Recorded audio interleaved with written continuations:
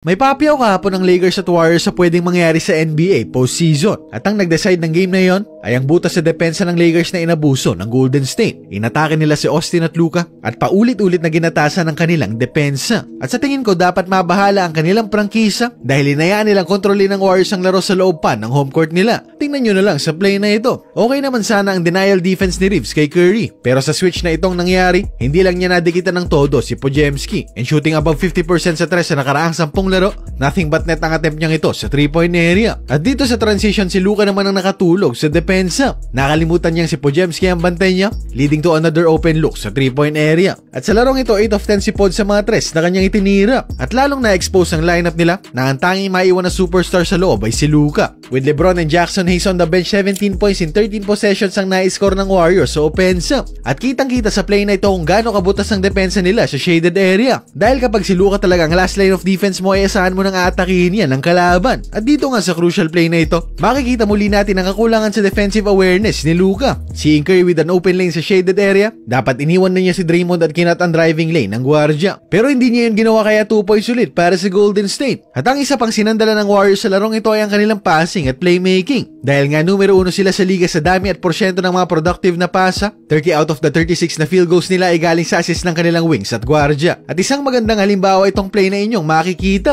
Pick and roll with Curry and Kuminga, at dahil dalawa ang nagtag sa gwardya, may open lane to the basket tuloy ang rollman niya. Kaya napilitang mag-rotate si LeBron dito at naiwang libre sa baseline si Looney. At late na rin ang pag-rotate ni Austin, leading to this dunk sa crucial minutes ng laro. At dito naman typical na triangle action na tinatawag ding blind pick. Pasa sa taong nasa ilalim ng defender ni Curry, then handoff papunta sa kanya at 3 defenders ang kanyang nahila, leaving Kuminga with a lot of space para makabuelo papunta sa loob ng pintura. And with no legit shot blocker sa loob, easy pickings na lang ito para kay Kuminga. At kapag nag-click talaga ang kanilang opensa, napakahirap huliin ng motion offense na tinatakbo ng Golden State. Kaya nga dito sa play na ito, makikita muli natin ang kahinaan ni Luka sa depensa. 3 Laker na nga nakatuon kay Kuminga, pinanood pa rin niya ito sa halip na antabayanan ng closeout kung saan man papunta ang kick-out na pasa. At by the time na ma-realize niyang bukas na si Moody sa corner, too late na para i-contest itong open 3-pointer. At dito sa crucial na parte ng game, kung saan nakaupo ulit si LeBron, na-expose na naman ang depensa ni Reeves at Luka. Austin defending Kuminga and Luka providing the help defense. Walang nagawa ang dalawang ito para pigilan si JK sa shaded area. At paulit-ulit ding inabuso ng Warriors ang depensa ng Lakers sa pin-down na action nila. Maganda nga ang coverage ni Luka para i-deny si Curry sa 3-point area. Pero naiiwang hubad naman ang depensa ni Reeves kontra ay Kuminga. Kaya minama lang siyang parang bata ni JK sa loob ng pintura. At dito with 2 minutes left sa 4th quarter, naiiwang pang bukas si Curry for this 3-point dagger. At kahit mismo si Butler,